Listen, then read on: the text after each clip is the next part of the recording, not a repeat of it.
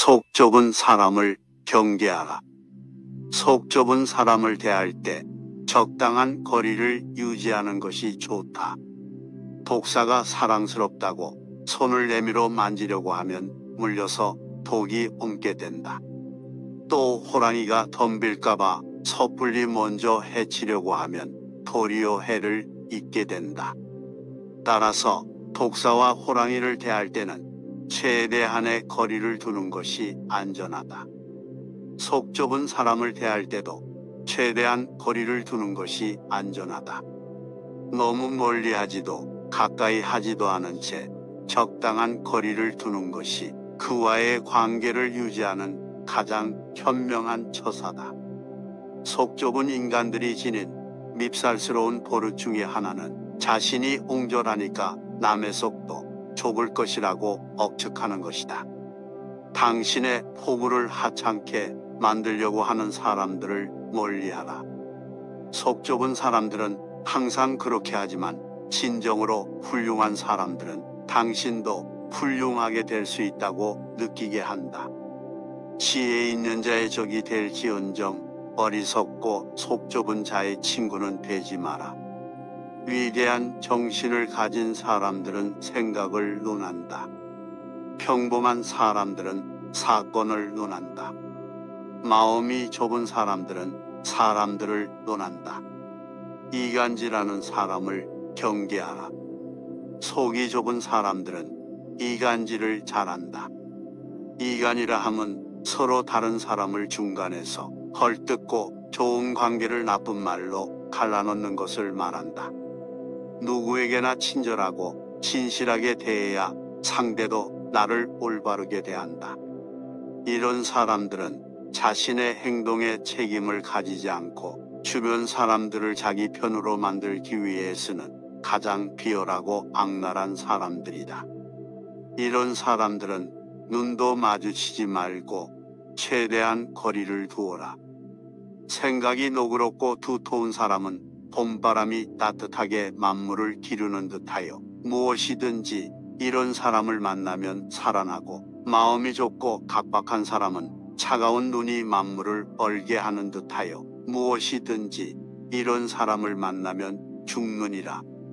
사람은 고쳐 쓰는 게 아니라 골라 쓰는 것이다.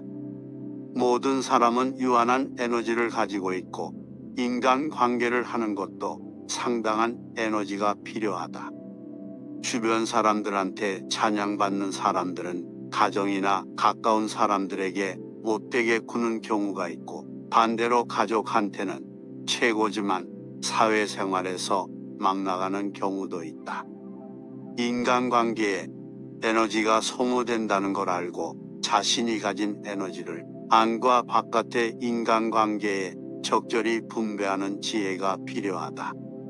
속 좁은 사람에 비해 덕 있는 사람은 마음이 깊고 넓어서 친구를 사귈 때 정이 두텁다. 또한 오랫동안 마셔도 실증나지 않는 물처럼 그 관계가 담담하면서도 오래간다. 덕이 있는 사람은 외롭지 않다. 덕 있는 사람은 외롭지 않으니 반드시 마음을 나누는 이웃이 있다. 덕을 쌓으면 자신의 삶이 스스로 윤택하게 된다. 덕 있는 집안에는 항상 화기가 가득하다. 덕이 있는 자에겐 대적할 적이 없다. 덕이 있으면 위험한 일이 없다. 큰 덕은 사람을 더욱 화목하게 하고 돈독하게 한다. 덕이 있는 사람은 만사를 편안하게 한다. 덕이 두터운 사람은 자선이 영화를 누린다. 사람을 대하기를 봄바람같이 부드럽게 하라. 덕은 몸으로 체득해서 얻어야 한다. 마음을 깨끗이 씻고 세상에 덕을 심어라. 가장 빠르게 덕이 높은 인간이 되기 위한 최선의 방법은 그렇게 되도록 자신의 수양을 쌓는 일이다. 덕이 높은 사람들을 보면 그들은 모두 스스로의 노력에 의하여 위대해졌다는 사실을 알게 될 것이다. 남을 꾸짖을 때는 허물이 있는 가운데서도 허물없음을 찾아내면 감정이 평온해지리라. 자기를 꾸짖을 때는 허물이 없는 것 같아도 허물을 찾아내면 덕이 자라나리라. 남의 조그만 허물을 꾸짖지 않으며 남의 사사로운 비밀을 폭로하지 않으며 지난날 남이 저지른 잘못을 생각하지 말라.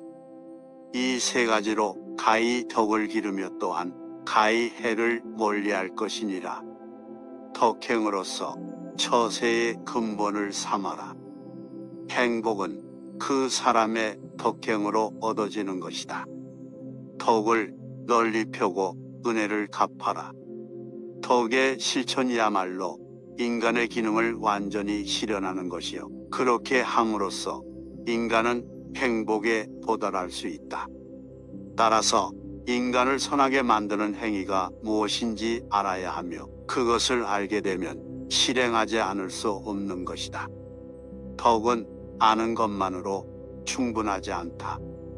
덕을 얻기 위해서는 자신을 선하게 만들어줄 어떤 방도를 찾는데 애쓰지 않으면 안 된다. 행복한 생활은 덕에 의한 경우가 많다. 덕을 실천하는 사람, 덕을 생활 속에 베푸는 사람, 그런 사람에게 행복이 따른다. 행복하고 싶거든 덕에 의한 생활을 하자. 덕은 건강이다. 덕은 아름다움이다. 덕은 영혼에 좋은 존재 양식이다. 거기에 반해서 악덕은 병이다. 악덕은 추함이다. 악덕은 영혼의 나쁜 존재 양식이다. 미덕은 모든 탁월한 것들의 증거이고 인생의 모든 만족감의 핵심이기도 하다. 미덕을 갖춘 사람은 분별력도 생기고 이해심도 깊으며 현명해지고 용기가 있으며 연민의 정도 많고 언제나 즐겁고 정직하며 통찰력도 뛰어나다. 누구나 신분의 고하를 막론하고 친구의 협조가 없으면 인격의 완전을 기하지 못한다.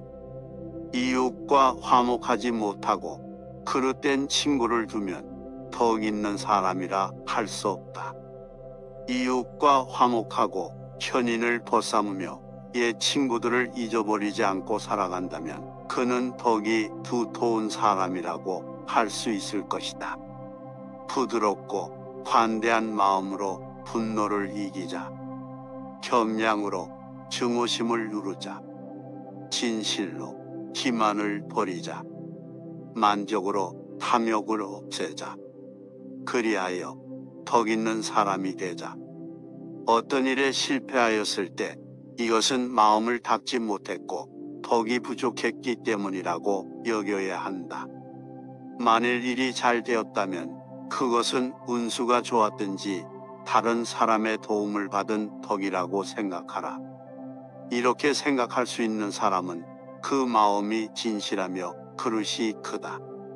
그릇이 작은 사람일수록 성공하면 제 자랑으로 삼고 실패하면 남의 탓으로 돌린다. 사람의 덕과 지혜가 완전히 성숙하게 되면 그는 또다시 어린아이와 같게 된다. 윗사람에게서 싫다고 느껴지는 것으로 아랫사람을 부리지 말아야 한다. 아랫사람에게서 싫다고 느껴지는 것으로 윗사람을 섬기지 말아라. 앞사람에게서 싫다고 느껴지는 것으로 뒷사람에게 하지 말 일이다. 뒷사람에게서 싫다고 느껴지는 것을 앞사람에게 하지 말 일이다. 오른쪽 사람에게서 싫다고 느껴지는 것을 왼쪽 사람에게 건네지 말 일이다. 왼쪽 사람에게서 싫다고 느껴지는 것을 오른쪽 사람에게 건네서는 안 된다. 남에게 호감을 얻으려면 상대방이 누구거나 함께 즐겁게 동참하고 있다는 것을 보여주면 된다. 그럴 경우 상대방을 단지 즐기게 해주는 것보다는 상대방과 함께 어울려 즐기는 것이 더 좋다.